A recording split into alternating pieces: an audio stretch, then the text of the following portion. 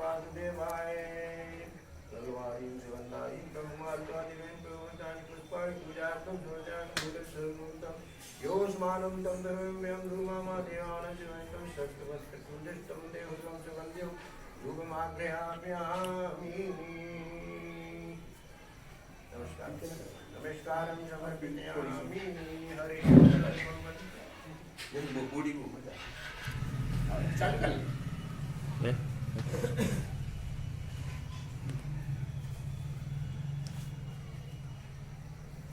आज बड़ा सौभाग्य का दिन है कि हमारे केंद्रीय अध्यात्म विज्ञानशाला ओंकारेश्वर के उपकेंद्र गोटेगांव में सत्संग श्रीमान यादव जी के निवास स्थान पर रखा गया है और यह सत्संग प्रतिदिन हो रहा है। परम आदरणीय इस गीता रामायण सत्संग समिति के अध्यक्ष परम आदरणीय पंडित श्री हरिश्चंद्र जी तिवारी जी द्वारा प्रतिदिन सर्वांग योग के माध्यम से सबों को विश्वरूप परमात्मा के दर्शन कराने युक्ति संपन्न की जाती है। उसी तारतम्य में आज परम आदरणीय पंडित श्री हरिश्चंद्र जी तिवारी जी से निवेदन है कि सदगुरु आसन पर विराजमान होकर हम सबको नवम बुद्ध अवतार भगवान मायानंद चैतन्य जी के द्वारा आविष्कृत दिव्य दृष्टि के माध्यम से सबों को अपनी मानवता के सुख शांति हेतु विश्वरूप परमात्मा के यथार्थ दर्शन का हम सबको बोध करावें। इसी कामना के साथ परम पूज्य तिवारी जी का स्वागत है। श्री अपने वरिष्ठ साथी निर्देशक है श्री शोभाराम जी दोहैया द्वारा माल्यार्पण कर श्री तिवारी जी का स्वागत करें। श्री दोहैया जी नेताजी तिलक लगाकर माला पहनाकर स्वागत करें।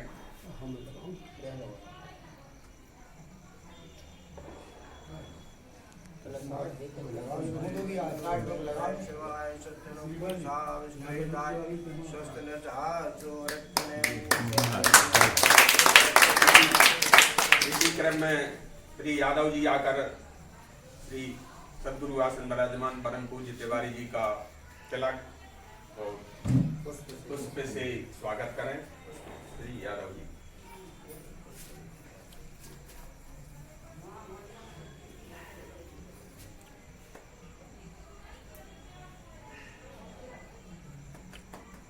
इसी क्रम में परम आदरणीय श्री प्रेम नारायण जी सोनी रिटाल शिक्षक परम पूज्य तिवारी जी का तिलक लगाकर पुष्प द्वारा स्वागत करें। श्री दालचंद जी सेन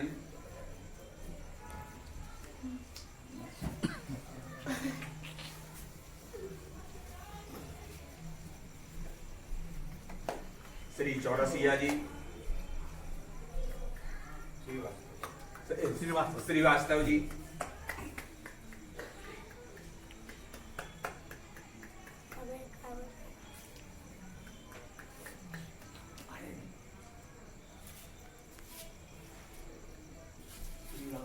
श्री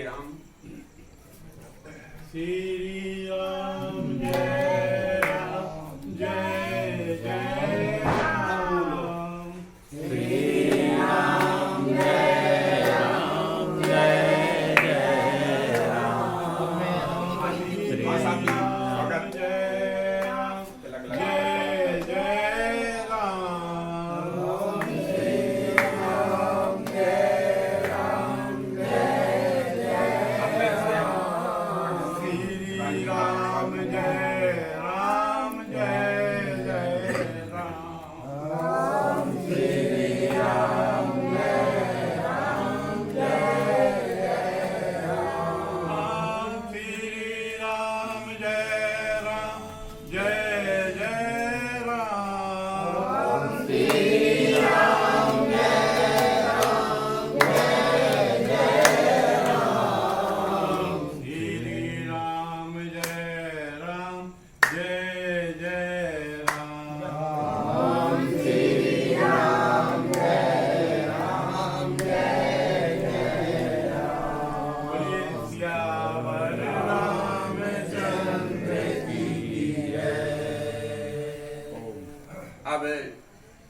पूज्य तिवारी जी से निवेदन है कि नवमोद अवतार भगवान मायानंद जी चैतन्य द्वारा आविष्कृत दिव्य दृष्टि के माध्यम से प्रयोग पद्धति से हम सबको विश्वरूप परमात्मा के दर्शन कराने का कष्ट करें।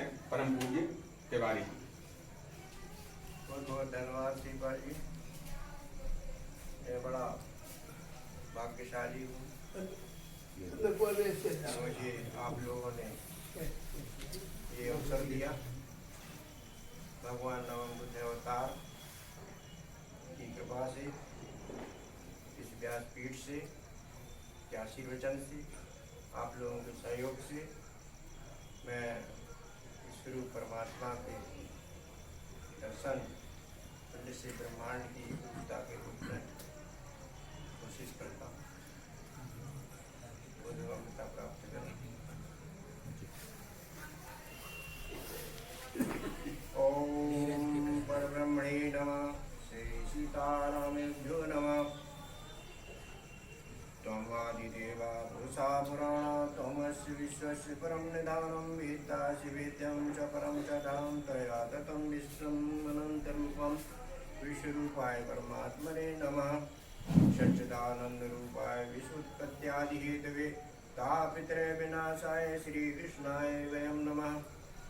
ओम पार्थाय प्रतिबोधतां भगवता नारायणेन स्वयं व्यासेन कृतितां पुराणमुनिना मध्ये महाभारतम् अद्वैतमर्षिणी भगवती अष्टादशी अध्यायिनी अमृतामनुसन्धानी भगवती देवोदेशिनी सर्वमंगलकारिणी सर्वसंशयनिवारिणी सर्वार्थप्रदायिनी वशो मम हृदये अखण्डमण्डलाकारं व्याप्तं येन चराचरं तत्पदं दर्शितं येन तस्मै श्रीगुरुवे नमः।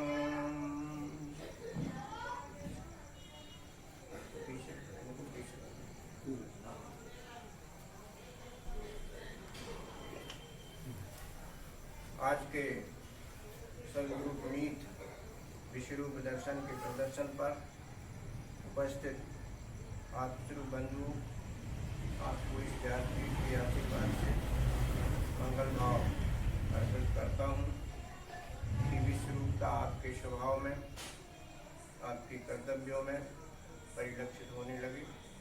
आप परमात्मा के यथार्थ रूप और स्वरूप से परिचय प्राप्त कर लेंगे।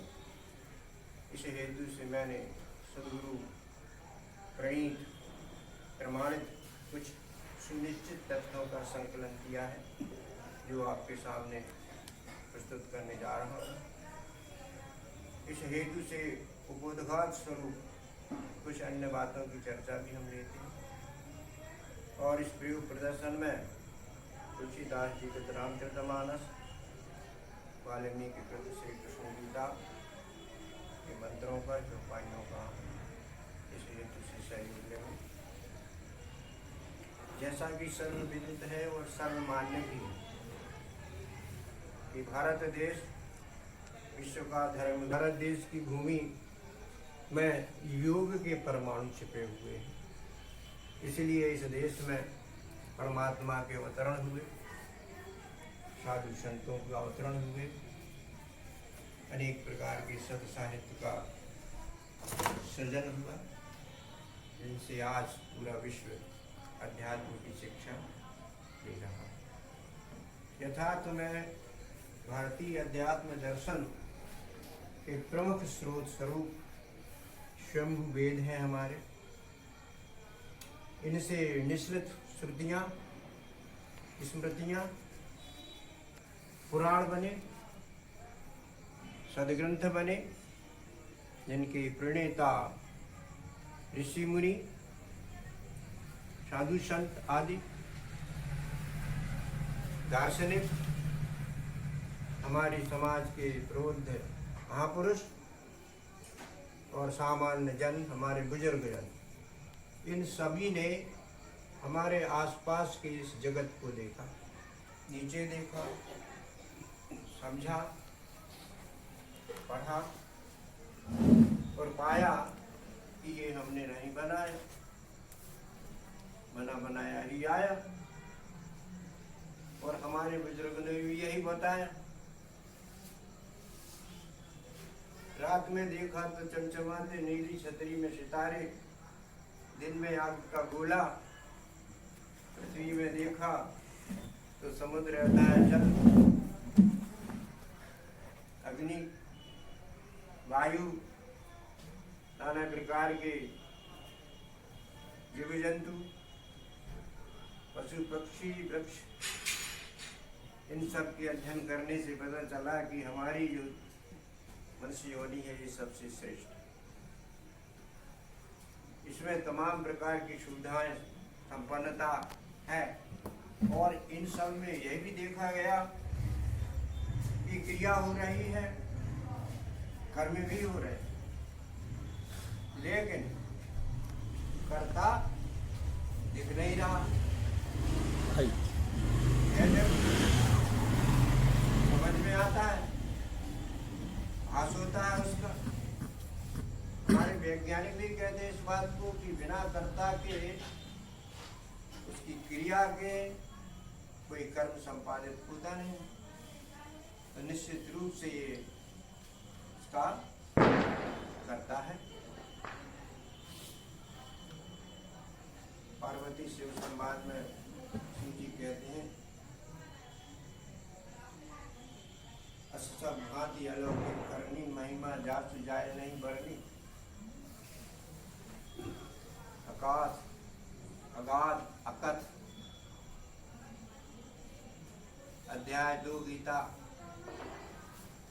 28वां मंत्र कहता है, अव्यक्तादीनि भूतानि व्यक्त मध्यानि भारत अव्यक्त निधिनानि तत्र का परिवेदना। अव्यक्त हो रहा है, व्यक्त हो रहा है, फिर अव्यक्त हो रहा है, फिर व्यक्त हो रहा है। इस तरह का जो क्रम है, उत्पत्ति स्थिति लय का ये चालू है, उसके बाद में भी है। तो निश्चित रूप से इसका कर्ता कोई विशेष शक्तिशाली होना चाहिए, मानव बुद्धि सोचती है। इसलिए हमारे बुजुर्गों ने इसका नामकरण किया, इसको प्रभु कह दिया, क्योंकि इसकी प्रभुता महान है। हरि कह दिया कि प्रत्येक में है, हर एक में व्याप्त है। भगवान कह दिया समस्त ईश्वरी के धारण करता है। ईश्वर कह दिया, खुदा कह दिया, खुद ही खुद से हुआ। भगवान खुदा, Allah, God, G, body, generation, organization and destruction. इसका करता है कुछ, हम भी कुछ अर्थों में करता है, क्योंकि हमारे पास अच्छी बुद्धि, अच्छी विकसित ज्ञानेंद्रियां, कर्मेंद्रियां हैं। हमने भी कुछ किया है, अभी करना है। उदाहरण के लिए हमने घड़ा बना दिया मिट्टी का, अच्छा सुंदर अपने बुद्धि से काम में ले लिया। कुर्सी बना दी, लकड़ी को छील फाल करके सुंदर आकृति लेकर बैठने लगे। अनाज खेत में बो दिया, कई गुना हो गया, भोजन कर लिया। किंतु सोचने का विषय यह है कि घड़े की मिट्टी हमने नहीं बनाई, कुर्सी की लकड़ी भी नहीं, अनाज का दाना भी नहीं। तो मिट्टी, लकड़ी, अनाज, जिसके आधार पर सारे जीवन स्तर के कार्य चल रहे हैं, उस आधार को खोजना ही हमारे अध्यात्म के लिए एक चैलेंज है कि आधार है क्या, कहाँ है, कैसा है, उसकी खोज कर। तो बंधुओं, खोज उसी की होती है जो होता है, रहता है, मगर दृष्टि से हमें दिखता नहीं, हमारी विस्मृति में चला जाता है, उसको हम खोजते हैं। और आविष्कार नवीन सर्जन को कहते हैं। खोज के संबंध में आविष्कार जरूर हुए हैं नाना प्रकार के। काकभूषण गरुड़ संवाद की चौपाई आती है, उसमें काकभूषण जी कहते हैं निज अनुभव में कहूँ खगेशा, बिन हरि भजन न जाए कलेशा, बिन हरि कृपा, उसकी कृपा से ही उसको हम जान सकते हैं। उसकी कृपा हुई है हमारे ऊपर, वेद शास्त्रों के रूप में, अवतरणों के रूप में उसकी कृपा हुई है।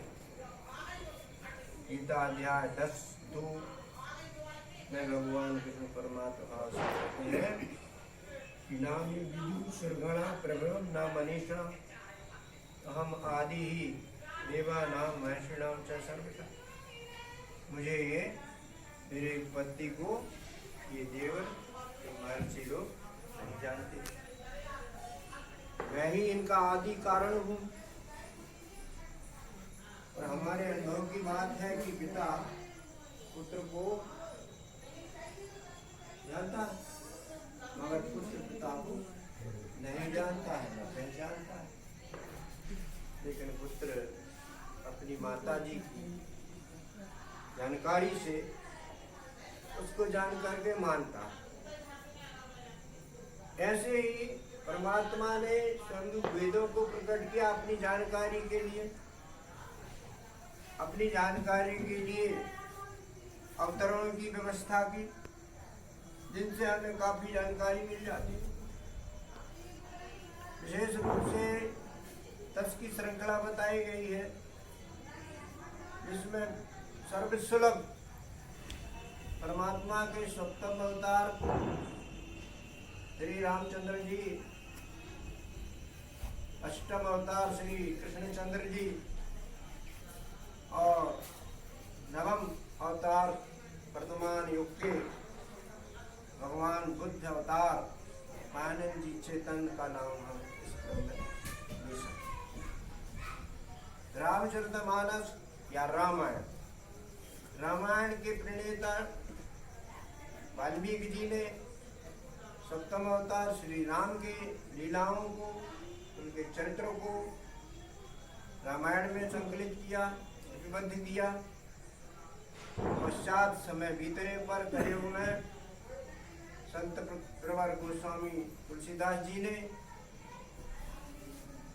अध्ययन किया वाल्मीकि का, और रामचरितमानस हमारे सामने सरल सुबोध शैली में ये बना करके प्रस्तुत किया, जिनमें विशेष रूप से उत्तरकांड हमें परमात्मा की जानकारी लेने के लिए पर्याप्त सामग्री। 8वें अवतार की बात आती है, भगवान श्री कृष्ण ने भी लीलाएं की, उपदेश दिए। वेदव्यास जी ने लेखनी चलाई, श्रीमद् भगवद गीतोपनिषद की रचना की, 18 अध्याय अध्ययन किया होगा आप लोग। उसमें आत्मज्ञान की, परमात्मा ज्ञान की, निज स्वरूप की अनेक प्रकार की जानकारी संकलित है। विशेष रूप से अध्याय 2 सांख्य योग, अध्याय 7 ज्ञान विज्ञान योग, अध्याय 8 अक्षर योग, 10 विभूति योग, 11 विश्वरूप दर्शन योग, 15 पुरुषोत्तम योग। इनमें विशेष रूप से अर्जुन के माध्यम से भगवान ने और वेद व्यास जी ने जन कल्याण के लिए विशेष रूप से भगवान की उपस्थिति का प्रसंग डाला। जीवन जीने के सूत्र भी यत्र तत्र परिलक्षित होते हैं। और जहाँ तक 9वें बुद्ध अवतार का प्रश्न है, ये अर्वाचीन अवतार है। जैसा कि सभी जानते हैं कि काफी समय बाद ही इनकी ख्याति लोगों तक पहुंच पाती है, तो अभी इनकी ख्याति उदित अवस्था में चल रही है। कुछ ही लोग उनके व्यक्तित्व कृतित्व से परिचित हैं, लेकिन हमारे विरुद्ध लोगों ने प्रमाण सहित उनको सिद्ध किया है कि मानव जी चेतन ही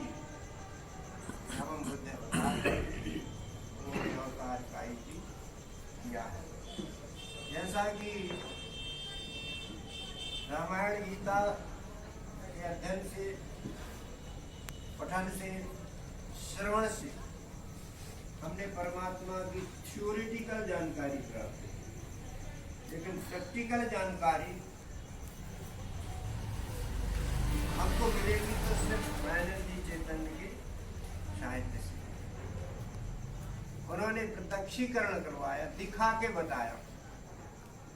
सामान्यतः कहा जाता है कि कण कण में भगवान है, जर्रे जर्रे में खुदा का अस्तित्व है, लेकिन कैसे, इस बात को आज के विषय में हम देखेंगे। कारण के पूर्व हम थोड़ा सा आगे चलते हैं। वेद के ऋग्वेद सूक्त से मंत्र क्या कहता है, इसकी प्रकृति के बारे में। ओम सहस्ता सीता पुरुषा सहस्ता सहस्पा तागुण जिसको वृद्धवाद यत्तिष्ठित दशांगुलम। दशांग की बात जो है वो आज के अपने इस विषय में बताई जाएगी। इस सर्वत्र व्यापिता को तुलसीदास जी ने अपने ग्रंथ में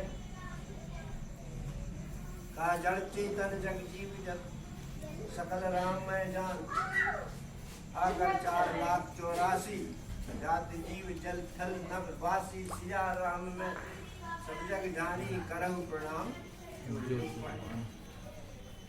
बहुत सरल सुपरिचित सिपाहियाँ हैं, इनका मनन चिंतन करें हम और मायानंदी चैतन्य से देखें इसको।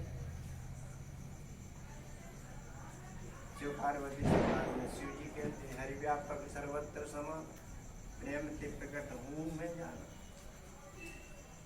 व्याप्त तो है लेकिन प्रकटीकरण नहीं है। यदि प्रेम है भक्तों के प्रति भगवान का, तो भगवान प्रकट हो जाएंगे, और भगवान का भक्तों के प्रति प्रेम है तो वो प्रकट हो जाएंगे। देश काल देश विदेश माई कहीं से कहाँ, जहाँ प्रभु नाई कहाँ नहीं। सत्संग में कहा, कबीर साहब ने इस बात को ग्रहण कर लिया। कबीर साहब ने कहा, देखो ऐसा ठोर कहीं है वह तीजु में जहाँ नहीं है। अलग पुरुष वृक्षा बनो मूल भयो निराकार, 3-5 शाखा बने पाद बने संसार। अलग वृक्ष ऊर्ध्वमूलम अध्यापन अधाशाखम अश्वत्थम प्राहु अभ्य। अनेक प्रकार की प्रमाणिकताएं हमको इनसे मिलती है। गीता में 13 क्षेत्रज्ञ में कह दिया, शास्त्र अनेक अब सर्वता पाणिपादम, सर्व तो अक्षी सर्व सर्वता श्रुतिमत लोके सर्वम आवृत्त, कोई हाथ पैर कान के प्राणी जगत में सब में हूँ मैं। सीधा सीधा कह दिया, डायरेक्ट की मत्ता पर धर्म न अन्य किंचित तस्ति धनंजय मई सर्वम विदम पूर्णम सूत्रमणि। सब कुछ में हूँ। सूत की माला में सूत का धागा, सूत के मन के, फिर बचा क्या?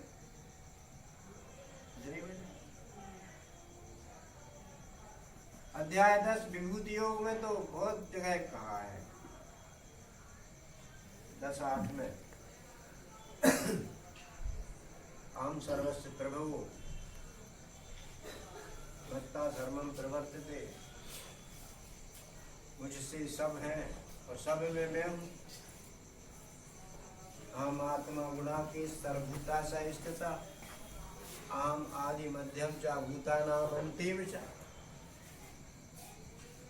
आत्मा भी मैं हूँ, शरीर भी मैं हूँ, इसकी क्रिया उत्पत्ति स्थिति लय की वो भी मैं हूँ, सब मैं हूँ मैं हूँ। आखिरी में ये कहा, अथवा बहुना एतेन किम ज्ञातेन तब अर्जुन, दिष्टम अहम इदम कृतस्नम एको अंशेन स्थितो है। ज्यादा समझने सोचने की कहने की बात नहीं है अर्जुन। मैं एक अक्षर अंश से संपूर्णता को धारण किए हूँ। अर्जुन को लगा कि इतना है आप, मन में प्रश्न उठ रहा था कि पूछना चाहिए, देखना चाहिए। 11वें अध्याय में प्रश्न किया 11:3 कि एवं एतद् यथायात्म आत्मानं परमेश्वर दृष्टुम इच्छामि ते रूपम पश्चिमे योगम ईश्वर। आपका ये योग रूप ईश्वरी मुझे बड़ी तमन्ना है, आप दिखा दीजिए। भगवान ने कहा अरे ठीक है दिखा दूंगा। 11:7 में कह दिया इहि एकस्तम जगत कृतस्नम पश्येद्य सचराचरम मम देह गुणाकी।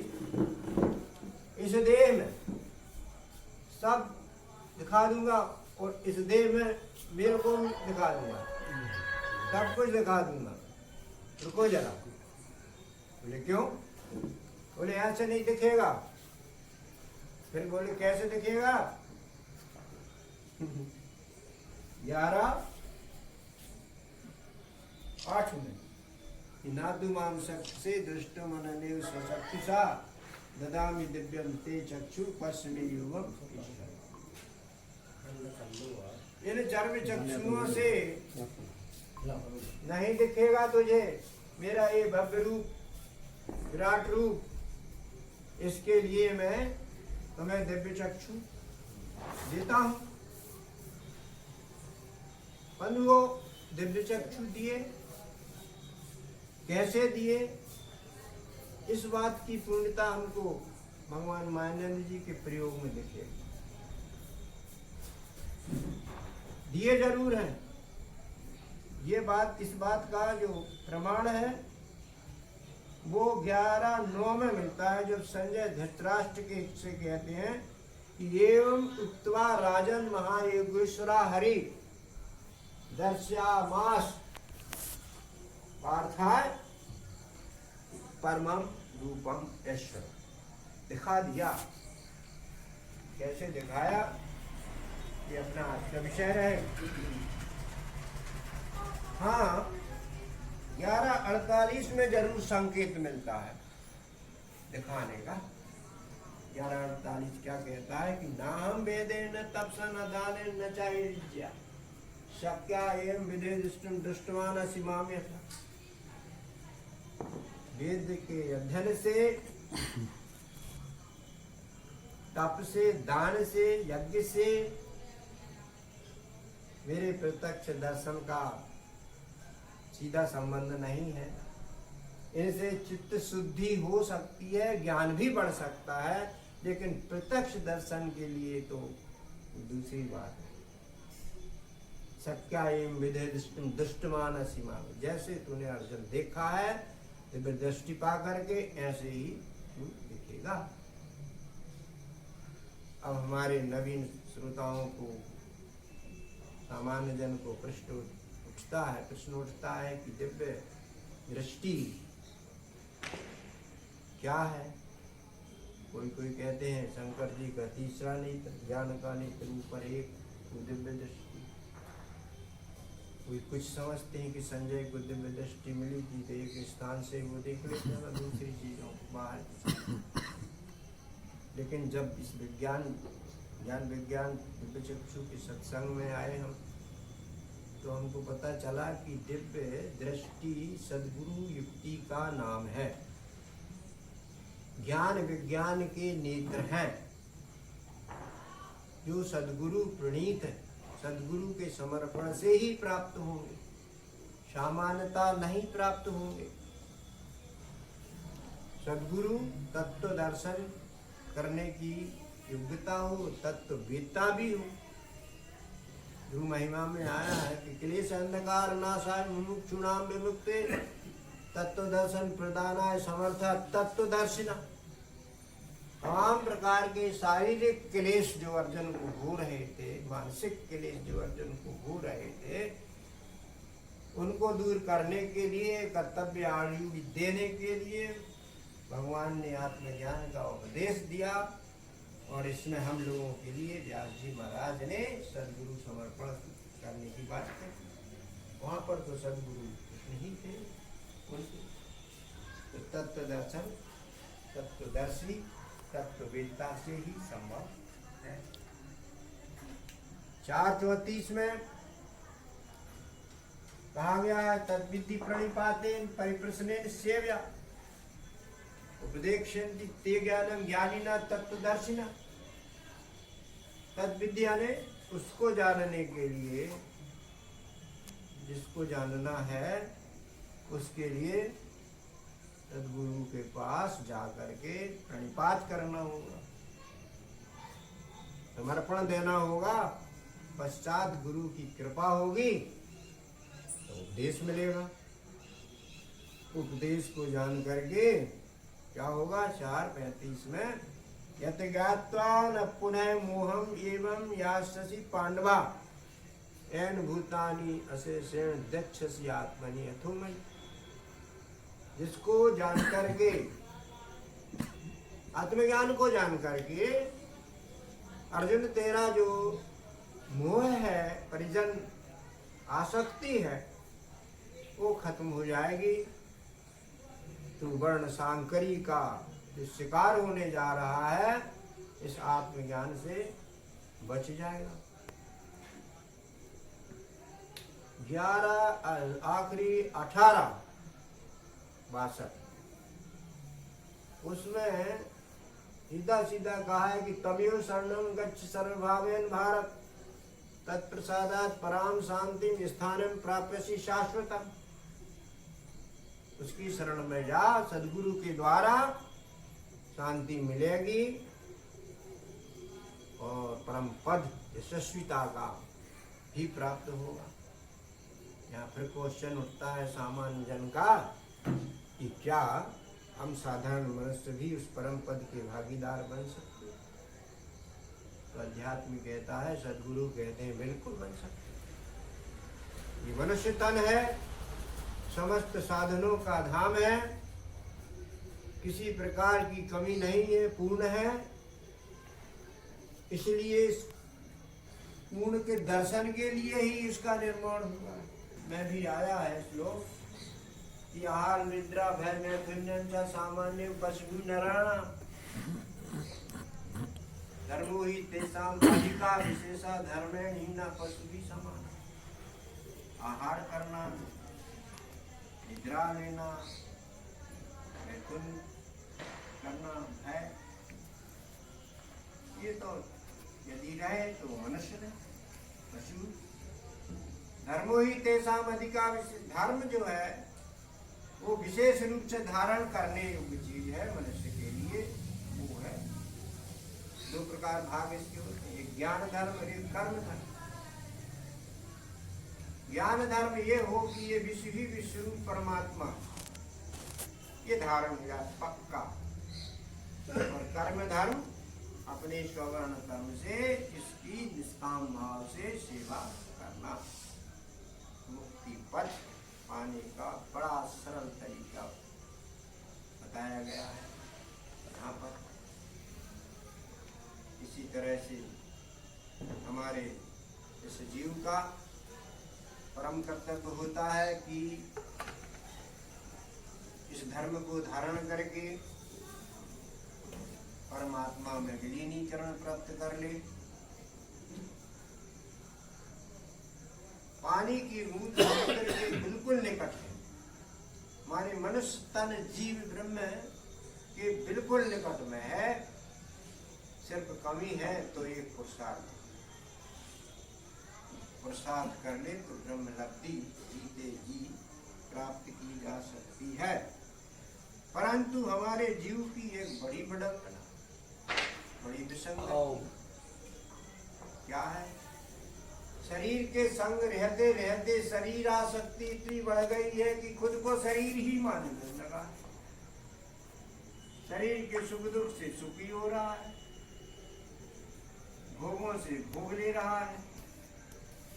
15 रुद्रम चक्षु स्पर्शनम च घ्राणम अधिष्ठाय मनाजय विषयानुषय। शरीर में लगे हुए साधना आंख नाक जिह्वा कान इनसे मन के द्वारा ये भोजन लेता है और आनंदित भी होता है और अपना समझता है। इसलिए क्या होता है 13-12 में पुरुषा प्रकृतिस्ति भुंजते प्रकृति जान गुणान कारणम गुण संग अस्त सत असत योनिस जन्म। हमको भी बड़ी प्रेरणा मिली है अर्जुन के माध्यम से भगवान ने याद कर दिया है। संग दोष लगता है, संग दोष लगने से जीव को अगले जन्म में उसी प्रकार की योनियां प्राप्त होती। सत्कार्य करने से सत लोगों के संग, असत की असत, सत असत योनि की जन्म में जन्म लेकर के यात्रा करता है। यद्यपि ईश्वर सजीव अविनाशी है,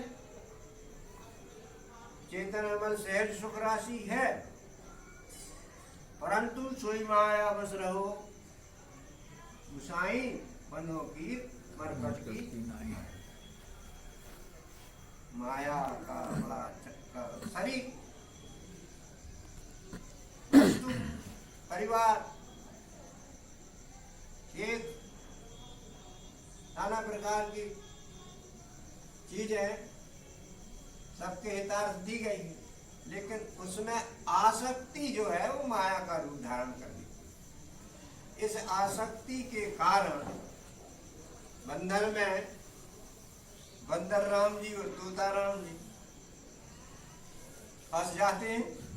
कहानी है तो बंदर खेल दिखाता है मदारी पकड़ के, आदेश मानना पड़ता है। तोता राम जी बिगड़े में बंद होकर के अपनी सीख जाते हैं जयराम जी कर अपना निजता भूल जाते।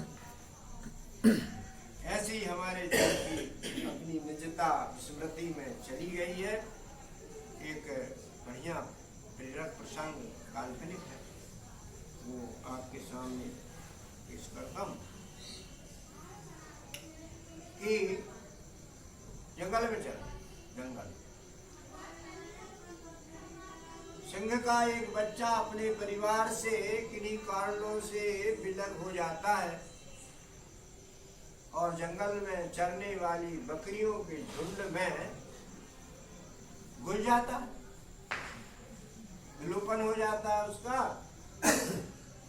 उन्हीं के छोटे छोटे पिल्लों के साथ में खेलता कूदता है, एक दूसरे के ऊपर भी व्यायाम करता है, बकरियों का दूध पीने लगता है, बकरियों के सींग भी खाता रहता है, मगर उस अलग नहीं होता है, उन्हीं में रहता है, आनंद में भी करता है।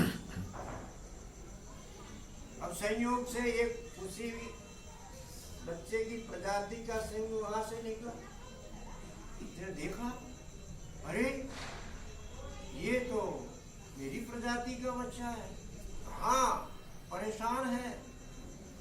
ने एक हुंकार लगाई सिंह ने तो सारी बकरियां भाग लिए, बचा वो छोटा बच्चा और बहुत ध्यान से देख रहा और एक अपनी पिल्ली सी आवाज भी निकाली। अभी तक तो मैं करता था, लेकिन अब आवाज उसकी बदल गई, तुरंत दौड़ता है और उसके साथ पीछे पीछे उसी प्रकार से ये जीव हमारा उसी ईश्वर सिंह का अंश है,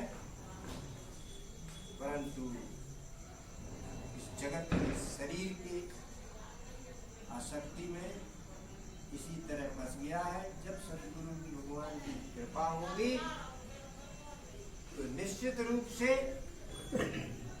इसको भी तत्व दर्शन रूपी दहाड़ मिल जाएगी और मुक्ति की ओर जा सकता है।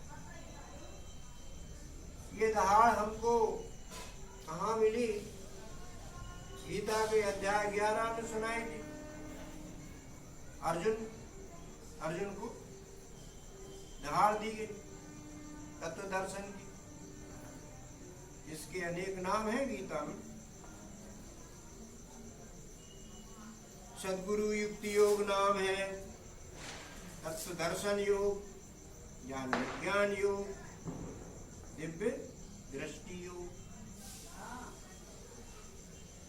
ये योग का वर्णन 11वें अध्याय में बहुत बढ़िया किया गया है भगवान। फिर ये विस्मृति में जाता है। ये दिव्य दृष्टि योग, दिव्य योग, ये विस्मृति में इतिहास से होता आया। अध्याय 4 में आप देखेंगे 1, 2, 3 श्लोक उसमें बताया गया है कि इमं विवस्वती योगम प्रोक्तमान हम अभ्यम व्यस्मान मनवे प्राग मनु शिवाक्वे अब्रवीत।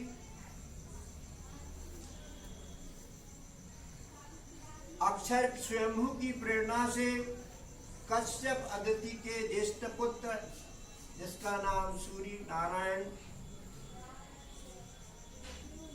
उनके अंतस में ध्यान योग में ये योग प्रकट हुआ। पश्चात राजा मनु के पास गया, मनु से इक्ष्वाकु के पास गया, फिर राजर्षियों के पास गया। तो ऐसे होते होते विलोप हो गया और यहाँ द्वापर युग में भगवान कृष्ण ने योगा सनातना भक्तवशिनी सका चेति रहस्यमी उत्तम रहस्य भगवान ने अर्जुन को व्यक्त किया है। अब ये समय बदला, कलयुग में फिर विलोपन हो गया। और जब जब भी इस दृष्टि का विलोपन हुआ है तब तब अधर्म बढ़े, प्रजा की व्यवस्था बढ़ी, देव द्वेषी लोग पैदा हुए, वर्णांगन हुए, अनेक प्रकार की व्यवस्थाएं बिगड़ी हैं। और दिव्य दृष्टि पाकर के भगवान ने अवतरण करके एक सही व्यवस्था हमारे सामने प्रस्तुत की। तो इसी क्रम में कलयुग में नवम बुद्ध अवतार का आगमन होता है। इसका प्रमाण हमको भागवत पुराण भाग 1 अध्याय 3 का 24वां श्लोक देता है। उसमें क्या लिखा है मैंने आज ही पढ़ा। तथा कलौ संप्रवृत्ति सम्मोहाय सुहृदसाम बुद्धौ नामना अजंतु भविष्यति। कलयुग का संपूर्ण परिवर्तन होने पर देव द्वेषी लोगों के सम्मोहन के लिए, माने वश में करने के लिए, ठिकाना लगाने के लिए गरीब ब्राह्मण कुल में नवम बुद्ध अवतार का अवतरण होना, ये भविष्यवाणी की है। और भी स्कंद पुराण में भी है, भविष्य पुराण में भी इनकी चर्चा मिलती है। अब की बात है जी, कली के 5 सहस्त्रदश पूर्णय बुद्ध अवतार प्रकटे भारत भूमि पर हेतु पाखंड सहा। कलयुग के 5010 वर्ष बाद इनका जन्म होता है। काय के लिए होता है? हेतु पाखंड सहार। पाखंड यानी आवरण, मूल वस्तु छिप जाना, भ्रमित हो जाना। जो भ्रमित हुआ उसको लक्ष्य नहीं मिलता है। यथार्थ ज्ञान होने पर शांति मिलती है, भ्रम से अशांति मिलती है। नाना प्रकार के पंथ मत परमात्मा के अस्तित्व को ही इधर उधर करने लगे, लोगों को भ्रमित करने लगे। शांति का इससे कोई संबंध नहीं था। ऐसे समय में भगवान ने अखंड सहारणी सेना तैयार की मुमुक्षुओं के रूप में। कलयुग का लक्षण आपने देखा होगा, रामचरितमानस में लिखा है, वर्ण धर्म आश्रम नहीं चारी, श्रुति विरोध रत सब नर नारी। तुझ श्रुति बेचक भूप प्रजासन, को नहीं मान निगम अनुशासन। आज भी हो रहा है। कौन को मालूम है अपना वर्ण? स्वार्थ में वर्ण भी बदल रहे हैं। श्रुतियों का ज्ञान ही नहीं है तो विरोध करेगा। अज्ञानी तो विरोध करता है जब तक ज्ञान नहीं रहता। और जो विप्र हैं, जो हमारे शरीर में सिर दिमाग का काम करते हैं, वो पैसा नहीं करके ज्ञान मांगते। राजा प्रजा को खिलाता नहीं है, प्रजा को ही खा रहा है। ऐसी स्थिति गुप्त रूप में आज चल रही है। तो इसी पाखंड को उजागर करने के लिए भगवान मायानंद ने अपना अवतरण का ही पूरा किया है। उनका संक्षेप में हम परिचय पालें तो कोई नाजायज बात नहीं है। भगवान मायानंद जी चैतन्य का पूर्व नाम भाऊ था, रामचंद्र। मध्य प्रदेश का सौभाग्य की ग्वालियर में इनका जन्म, आसपास ग्वालियर। आप देखें कि रामचंद्र जी का जन्म उत्तर प्रदेश में अयोध्या में, और कृष्ण का जन्म भी उत्तर प्रदेश में मथुरा में। तो मध्य प्रदेश में इनका होना बड़े सौभाग्य की बात है।